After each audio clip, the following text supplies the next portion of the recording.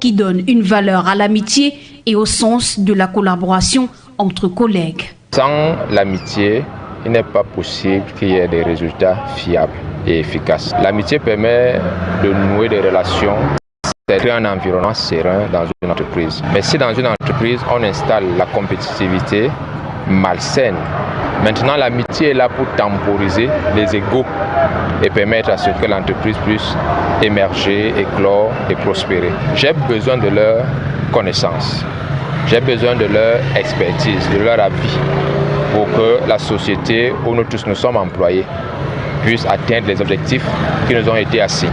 Lorsque nous avons des personnes qui ne savent pas cohabiter, qui sont hypocrites ou malpolies, nous devons nous respecter. En un mot, comme en mille, une collaboration sincère et harmonieuse peut être gage de performance au sein des entreprises.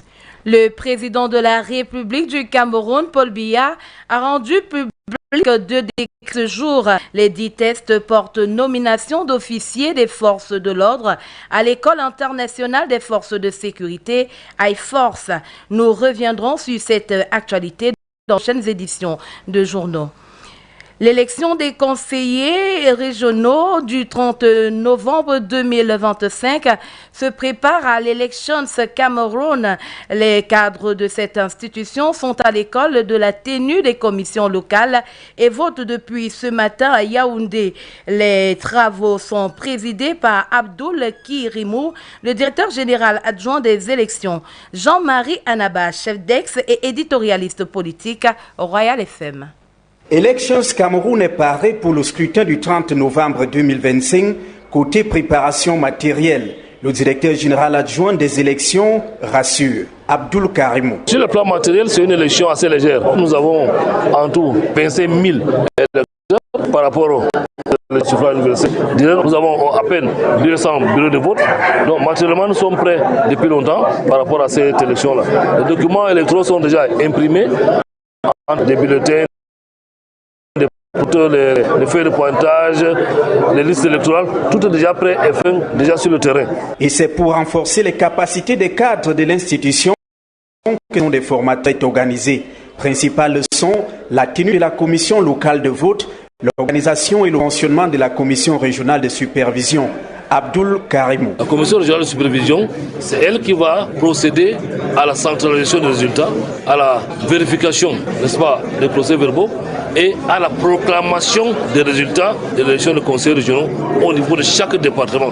La base électorale étant le département. Alors, pour chaque département, il y aura 2 résultats. Un résultat concernant le collège de conseillers municipaux qui va élire les délégués des départements et un résultat qui va concerner, n'est-ce pas, le collège des chefs nationaux qui va élire les représentants du commandement traditionnel.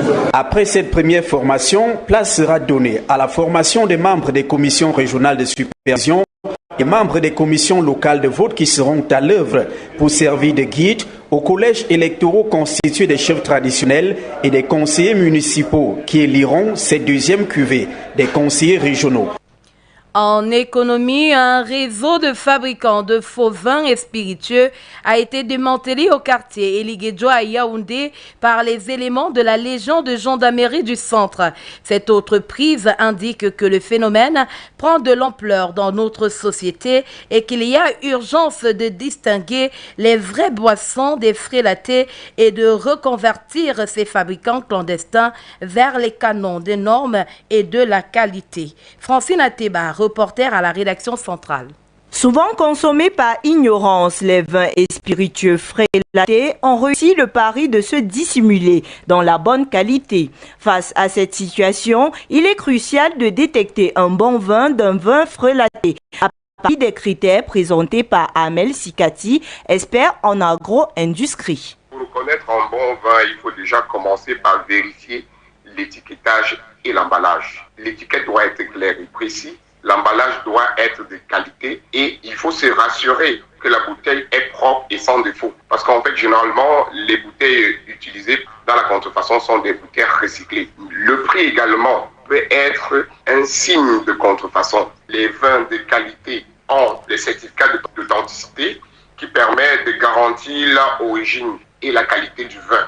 Le recyclage de cette expertise pour prévenir de futures fraudes et protéger les producteurs et les consommateurs est essentiel selon l'expert. Il faut déjà revoir le logiciel parce qu'en fait, là, ce sont des gens qui ont voulu tout simplement la facilité. Il faut les amener à pouvoir mettre leur savoir-faire dans la créativité. C'est-à-dire qu'on attend beaucoup plus de proposer sur le marché des nouveaux vins qui n'ont rien à voir avec des vins déjà connus. Mais je pense que ce que l'État peut faire, c'est déjà encourager l'innovation en mettant les moyens pour permettre à ces gens-là de pouvoir s'inventer, d'être un véritable marché. Il est aussi possible de vérifier l'authenticité d'un vin numériquement en allant sur le site web de l'entreprise et les fautes d'orthographe sont en outre un indicateur. L'agence de notation Fitch vient d'attribuer au Cameroun la note B. Le pays aurait enregistré une croissance économique considérable, résiliente et une dépense publique plus ou moins équilibrée. Sauf que les perspectives ne rassurent guère du fait des tensions observées au soir de la récente élection présidentielle. Yannick Guelewi, éditorialiste économique et chef d'ex à Royal FM. L'analyse de l'agence de notation Fitch sur la situation économique du Cameroun est-elle conforme à la réalité? Entre 2024 et 2025, il y a eu des avancées notables, selon l'économiste Edmond Kuaté, même s'il faut reconnaître quelques retards. Le Cameroun, il faut le dire, n'a pas brillé par une grande vitalité économique aussi depuis. Il faut savoir que le Cameroun réussit à supporter une contraction économique. On a réussi malgré tout à consolider un tissu industriel qui, par rapport au taux de pénétration des investissements étrangers, reste quand même existant. Est-ce que le Cameroun a pu améliorer l'accès aux intrants, aux facteurs de production? Et lorsque Fitch évoque les tensions post-électorales pour justifier les perspectives négatives attribuées au Cameroun, il faut s'attendre à ce que le risque pays soit plus accentué. La dette pourrait coûter un peu plus cher, ce qui explique le fait que le processus d'endettement plonge des générations dans une situation intenable.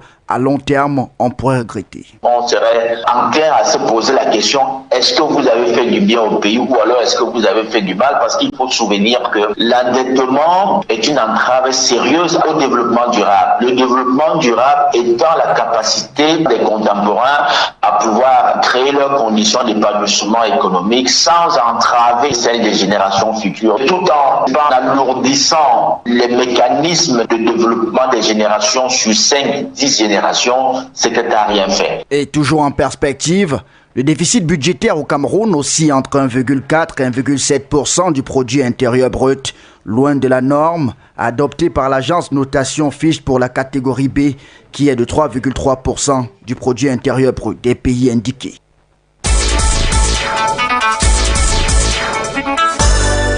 La page internationale. Après Donald Trump des États-Unis d'Amérique, un deuxième président dit ne pas vouloir assister au sommet du G20 en Afrique du Sud. Javier Milei de l'Argentine en a fait l'annonce hier. Il se fera toutefois représenter par le porte-parole de la présidence d'Argentine, Pablo Quirno. Le sommet du G20 s'ouvre le 22 novembre prochain. Et puis sans transition en sport, barrage de la Coupe du monde de football 2026. La tanière des Lions indomptables fait face à une cascade de forfaits. Après Dani Namasso et André Onana, le staff technique annonce les blessures de Zambo Anguissa et de Choupo-Moting. Le Cameroun joue demain dès 20h avec la RDC.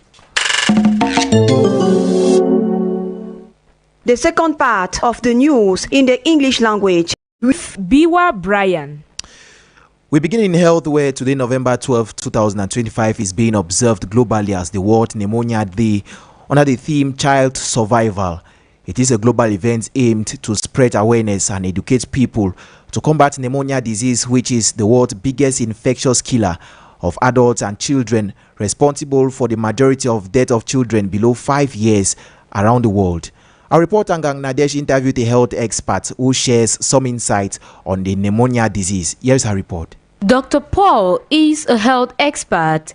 He attempts a definition of the pneumonia disease. Pneumonia refers to the inflammation of the lungs, and this inflammation is mostly due to infectious causes. Some of these infections are like bacterial causes, and you can also have viral infections, which are the most common, and we also will have fungal infections. Why pneumonia can affect anyone, vulnerable groups including young children and the elderly are more prone to the disease, often due to underlying conditions like anemia, as the health expert explains. You can get pneumonia mostly when you are still young, below 5 years, or when you are already aged after 65 years. So this is usually due to the fact that at these ages you have a drop in your immune system efficacy, and it will result in developing diseases like pneumonia and other type of illness. In children, it's recurrent because their immune system is not that strong, and they are still discovering the various infectious agents, and there is a possibility that it can develop real pneumonia. The good news is that pneumonia can effectively be treated, and the approach often depends on the underlying cause. Dr. Paul once again. The treatment of infectious pneumonia is related to the type of the causal agent. If it's due to a bacteria, then they will give antibiotics. If it's due to a virus, they will treat accordingly. And if it's due to fungi, we will also treat with fungal medicine. The health expert concludes by elaborating on some preventive measures that can be taken against the infectious disease. You should make sure that the child is normally vaccinated. In our expanded program of immunization, we have the pneumococcal vaccine targeting the Streptococcus pneumoniae, and which will prevent most of the pneumonia that you will have due to bacteria when you are still young. And also we have the vaccine against the Haemophilus influenzae. This vaccine may really help the child. Apart from vaccination, you should also make sure that the child is well nourished, is living in a clean environment, is breastfed, and also make sure that the child is regularly in the hospital so that they can check if he's sick and do what is needed. Pneumonia is a leading cause of death amongst children under 5. According to the World Health Organization, the disease accounts for approximately 40% of under 5 deaths globally. In education, schools' environments contain canteens where food is sold to learners at very affordable prices. However, vendors face several challenges, one of them being cases where students present cash that cannot acquire any of the food items. Glory Ngange visited few schools in the Mimboma neighborhood and brought back the following report. In many schools today, a variety of food items is made available, helping learners to buy food without covering long distances.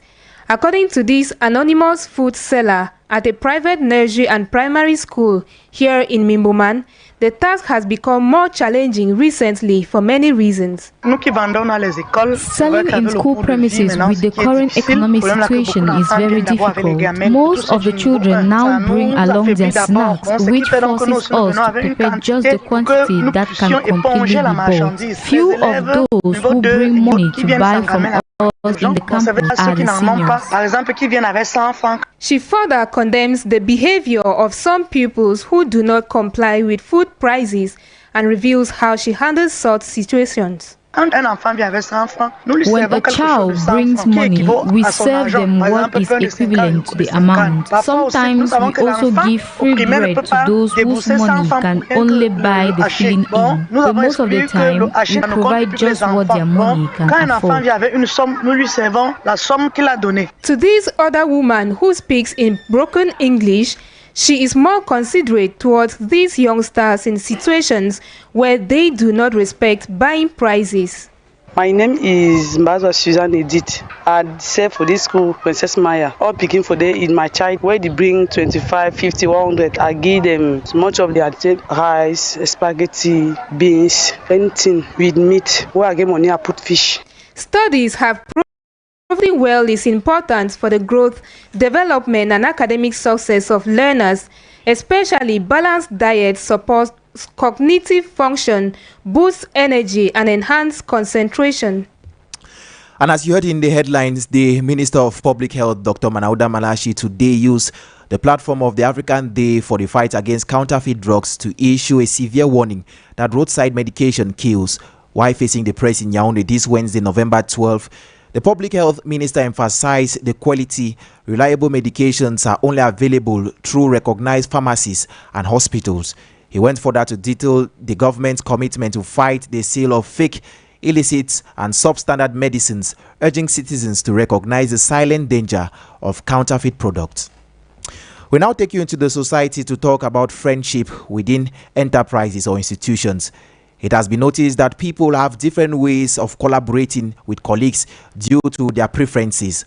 On this note, our reporter Glory Ngange interviewed some Cameroonians who shared how they relate to their co-workers in the following Vox Pop. We can have some people that we can talk to and exchange with. I'm a man, but I am mostly interact with women. We often distract ourselves at times, but that doesn't mean we go out of what we have to do at the workplace. We have friendships, as I can say, but with limits. I don't really think it's ideal, because when you start making friends at your workplace, you easily get out of the objective. Friendship is a very, very difficult thing, because our society now, it is very difficult to say, I trust this person, that this is my best friend. Like for me, I relate with everybody at my job site, but I don't have a friend. We do things together, but to say I have a very good friend, I don't have. With my colleagues, I focus mostly on what has brought us together. If it's work, we do what we have to do and we separate. If my colleague show more interest to me, like for a friendship, why not? I am open. If I'm not okay with it, I'm clearly going to tell the person that I want our relationship to limit only to colleagues.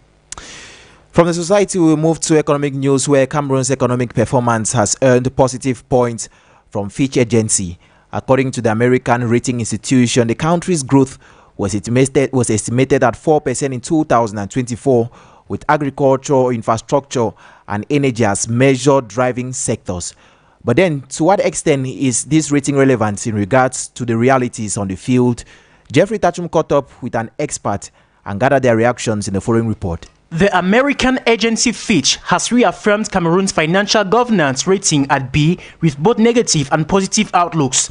This decision points out the country's weaknesses despite what they consider a robust economic growth. Henry Kwam, director of the Cameroon Economic Policy Institute, examined some of these negative points. There's structural weakness in public finance management. We have big liquidity. We pay our external debt late, and there's also an accumulation of domestic arrears. Now, the eventual transition of political power also brings significant risks for Cameroon, because there's the lack of a succession plan and heightened instability in the northwest and the southwest. The Islamist insurgents in far north equally heighten the vulnerability of Cameroon. On the other hand, the economist affirms that our economy is fairly going to be resilient regarding the ratings by the financial agency. Our economy is set to grow from about 3.9% to 4.1%, which is good, driven mostly by agriculture and construction and electricity projects. Our current account deficit will also improve from about minus 3.3% in 2025. So on the whole, the economy is going to be fairly resilient. Despite giving a considerable degree of credibility and relevance to rating agencies, Henry Kwam believes that African financial agencies should be given just enough credibility to promote objectivity. Rating agencies are important, but we also have to give the same amount of focus, the amount of commitment and bandwidth to African credit rating system. Policymakers, especially at the Ministry of Finance, to be wary about. If there's evidence of persistent public finance management, then of course, for example, if there are new external arrears or if there are net debt repayments, all of those would cause Fitch to downgrade our rating. By maintaining Cameroon's mark at B, Fitch acknowledged both the country's strengths and challenges. This decision comes amid varied positions taken by other rating agencies like Moody's, who decided to maintain a negative outlook for Cameroon despite projections of debt stability until 2020. Elecam officials have today held a consultation meeting in Yaoundé with aim to guarantee a credible and transparent regional election slated for November 30, 2025. The Deputy Director General of Elecam, Abdul Karim, reassured stakeholders in the process that everything was set. Ivan Sulem Jubati has details in this report. During the meeting, which equally featured a training session at the local voting commission chamber of the electoral body in Cameroon, many were schooled on how to manipulate the various equipment acquired for this particular event, as Christiancia Dinga outlines. The content of the training is most especially to be able to familiarize with the principles and the standards for which it's been set for a regional elections to take place. This, of course, is in the context of the decentralization which was prescribed some time ago. So this is the implementation phase, and ELECAM is going as far as taking these steps to be able to train those trainers who will be on the field to be able to make sure that delegates follow the rules and regulations. In bids of ensuring a free, fair and transparent election, the international consultants in governance and development as well as elections experts disclosed that the meeting came in 45 days after the presidential elections, these according to the law. To make sure that Cameroonians, by the time they come up, before the election body goes down for the election, they would have been able to familiarize with themselves, especially with the skills to be able to do, even when we talk about elections disputes, the voting systems, the modalities, and be able to come out with the result as it is supposed to be, and it's within the context. And talking about the peculiarities of this November 30th process, the expert says, it's not all the population that is going to vote. We're going to have representatives of divisions, that is, who will represent the divisions to be able to vote for those that they want to elect in power, meaning that divisions of various regions will have their representatives, and they also want to manifest the implementation of the fact that traditional rulers will also have a hand in governing through this election. After this first training session, another will be slated with supervisory commission members and local commission members, who in turn will serve as guides to the electoral college made up of traditional chiefs and municipal councillors involved in the regional elections. We talk sports in basketball, where the first window of the 2027 FIBA World Cup African qualifier is fast approaching, and coach Alfred Aboya has named the 12 players to represent Cameroon in the set qualifiers. The Basketball Lions are scheduled to compete in Tunisia from November 27th to 30th against South Sudan, Libya and Cape Verde in Group A of the African qualifiers. And still in sports, in football, the Indomitable Lions of Cameroon are facing last-minute crisis as they prepare for their match against the Democratic Republic of Congo tomorrow. Three of the team's players, including Frank Zambo Anguissa and Eric Maxim Choupo-Moting, have been sidelined due to injuries, while the availability of goalkeeper Andre Onana is so far doubtful, as he is currently being examined by the medical team of the Indomitable Lions.